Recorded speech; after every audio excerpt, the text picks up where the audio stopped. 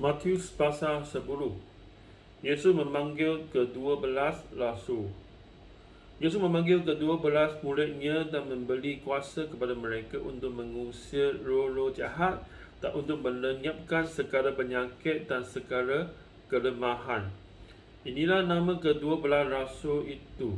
Pertama, Simon yang disebut Petrus dan Andrews saudaranya, dan Yakobus anak Zebedeus dan Yohanes saudaranya, Filipus dan Bartolomeus, Thomas dan Matius pemungut cukai, Yakobus anak Alphaeus dan Thaddeus, Simon orang Zilot, dan Yudas Iskariot yang mengkhianati dia.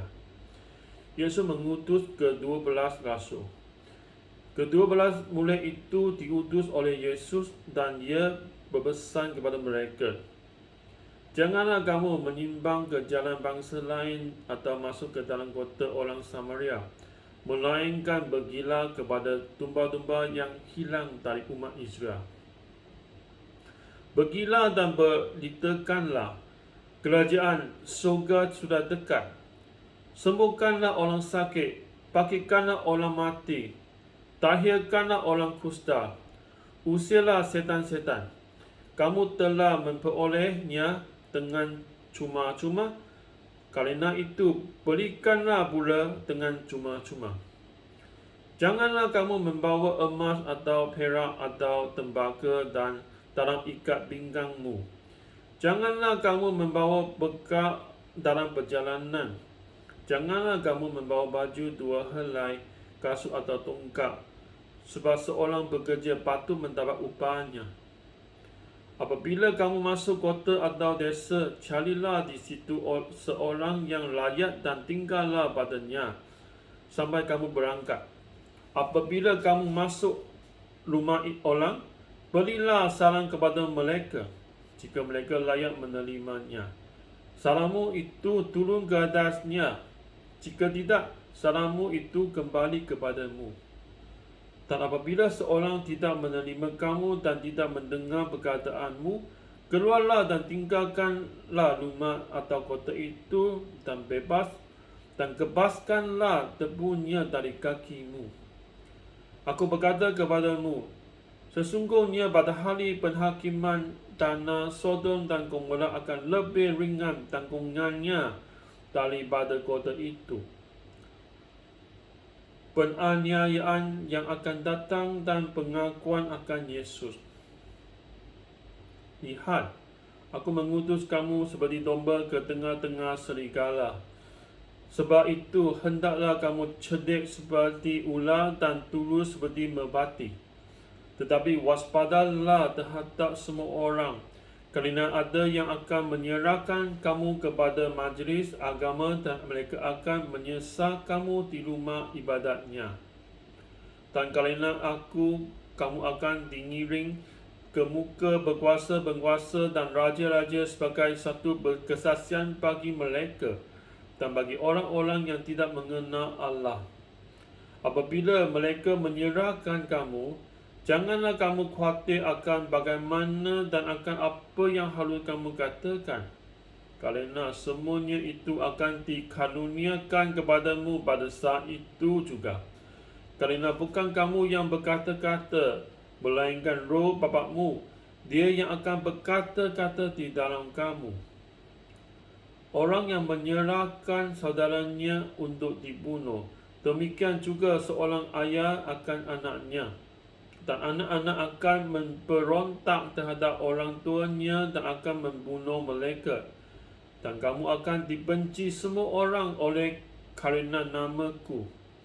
Tetapi orang yang bertahan sampai pada kesudahannya akan selamat.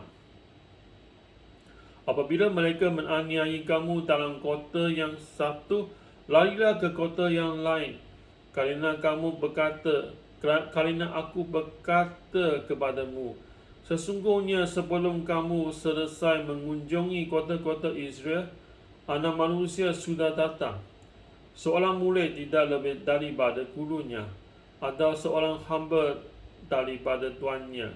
Cukuplah bagi seorang murid jika ia menjadi sama seperti gurunya, dan bagi seorang hamba jika ia menjadi sama seperti tuannya. Jika tuan rumah disebut Beelzebul, apalagi seisi rumahnya. Jadi janganlah kamu takut terhadap mereka, kerana tidak ada sesuatu pun yang tertutup yang tidak akan dibuka, dan tidak ada sesuatu pun yang tersembunyi yang tidak akan diketahui. Apa yang ku katakan kepadamu dalam gelap, katakanlah itu dalam terang. Dan apa yang dibisikkan ke telingamu, beritakanlah itu dari atas atap rumah. Dan janganlah kamu takut kepada mereka yang dapat membunuh tubuh, tetapi yang tidak berkuasa membunuh jiwa. Takutlah terutama kepada Dia yang berkuasa membinasakan baik jiwa maupun tubuh di dalam neraka. Bukankah burung pipit dijual 2 ekor seduit? Namun seekor pun daripadanya tidak akan jatuh ke bumi di luar kehendak Bapakmu. Dan kamu, rambut kepalamu pun terhitung semuanya. Sebab itu janganlah kamu takut, kerana kamu lebih berharga daripada banyak burung pipit. Setiap orang yang mengakui aku di depan manusia, aku juga akan mengakuinya di depan Bapakku yang di surga. Tetapi barang siapa menyangka aku di depan manusia, aku juga akan menyanggahnya di depan Bapakku yang di surga. Yesus membawa pemisahan bagaimana mengikut Yesus. Jangan kamu menyangka bahawa aku datang untuk membawa damai ke atas bumi. Aku datang bukan untuk membawa damai, melainkan pedang. Sebab aku datang untuk memisahkan orang dari ayahnya, anak perempuan dari ibunya, menantu perempuan dari ibu mertuanya, dan musuh orang ialah orang-orang seisi rumahnya. Barang siapa mengasihi bapa atau ibunya lebih daripadaku, dia tidak layak bagiku. Dan barang siapa mengasihi anaknya laki-laki atau perempuan lebih daripadaku, ia tidak layak bagiku.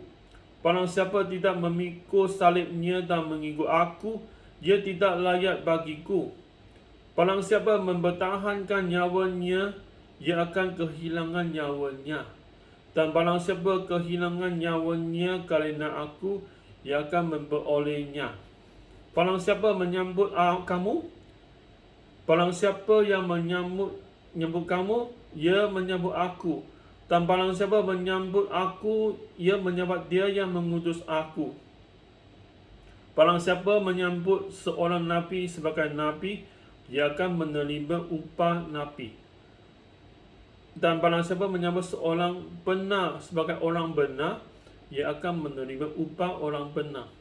Dan barang siapa menerima air sejuk secangkir saja pun kepada salah seorang yang kecil ini, kerana ia mulutku, aku berkata kepadamu, sesungguhnya ia tidak akan kehilangan upahnya daripadanya.